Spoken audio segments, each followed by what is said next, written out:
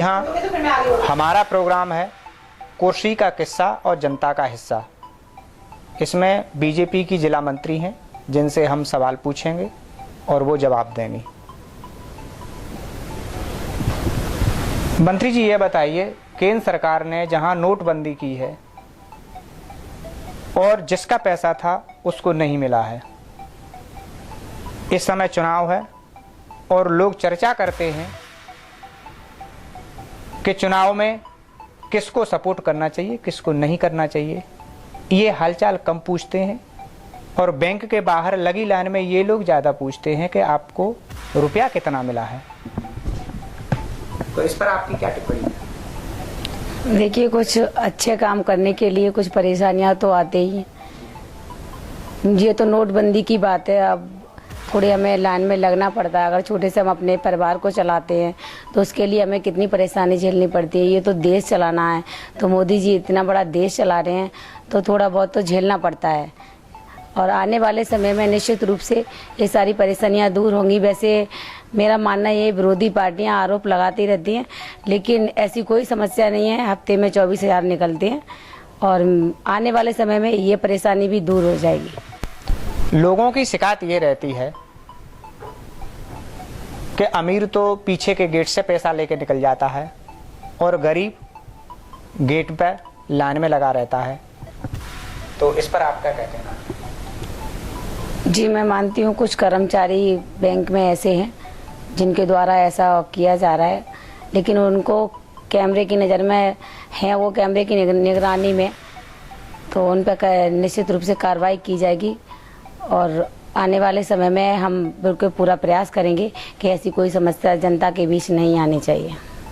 34,000 bank शाखाएं ऐसी हैं जहां सीसीटीवी कैमरे नहीं हैं, तो ऐसे में क्या संभव होगा कि अपराधी पकड़े जाएंगे? जी बिल्कुल पकड़े जाएंगे। केंद्र सरकार के द्वारा सारे कैमरे बैंकों में लगाए जा रहे हैं और हमारी सरकार ज़्यादा से ज़्यादा प्रयास करी कि हम बहुत जल्द बैंकों में कैमरे लगवाएं, जिससे कि सभी अधिकारी जो भी ऐसी कोई हरकत कर रहा है वो पकड़े जाएं। जहां तक सरकार ये कहती है कि 2,000 रुपये जमा करने पर आपको पैन कार्ड देना पड़ेगा, आधार कार्ड देना पड़ेगा, जबकि राजनीतिक पार्टियों के पास अकूत संपत्ति है, उनका पैसा जमा है बैंक में। ऐसे में बैंक कर्मचारी, बैंक मैनेजर राजनीतिक दलों से आखिर पैन कार्ड और आधार कार्ड क्यों नहीं मांगते हैं? देखिए, आने वाले समय में राजनीतिक दलों से भी पैन कार्ड और आधार कार्ड मांगे जाएंगे और उनको बैंक में देना पड़ेगा। राहुल गांधी जी का कहना है कि बैंक में गरीबों के द्वारा जो 8 लाख करोड़ रुपया जमा हुआ है वो अब गरीबों को नहीं दिया जाएगा, बल्कि वो अमीरों को दे दिया जाएगा जिससे कि उनके काम चलें। इस पर आपका क्या कहना है? देखिए, राहुल गांधी के पास कोई और मुद्दे नहीं रहते हैं, वो माननीय प्रधानमंत्री जी पर आरोप लगाते रहते हैं, जबकि केंद्र सरकार के द्वारा जो पैसा जमा हुआ है 8 लाख करोड़ की बात है, 8 लाख करोड़ जो रुपए नहीं बल्कि 21,000 करोड़ रुपए जो जमा हुआ है वो किसानों के लिए सहकारी बैंक के द्वारा उन्हें लोन के रूप में दिया जाएगा, जिस पर ब्याज नहीं ली जाएगी।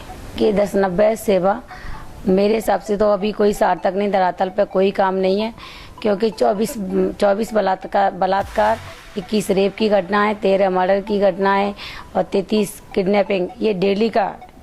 अगर इस तरह की कोई वो 1090 हेल्पलाइन सही होती तो इस तरह की घटनाएं नहीं होती। मेरे हिसाब से कानून व्यवस्था बिल्कुल भंग है। युवाओं के लिए क्या किया?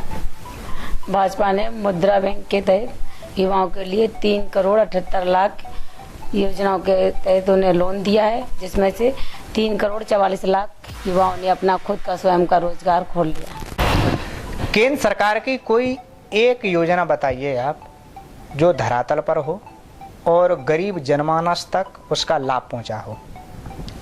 केंद्र सरकार के द्वारा सबसे महत्वपूर्ण जो योजना थी, जो जन धन योजना, जिसमें जो व्यक्तियों के खाते नहीं खुले थे, बिना पैन कार्ड, बिना आधार कार्ड के, कोई आईडी प्रूफ नहीं था, तो उन लोगों ने अपना आधार कार्ड के बगैर उन्होंने अपना खाता खुलवा लिया, जिसमें कहीं थोड़ा हर किसी के खाते में कुछ ना कुछ पैसा है।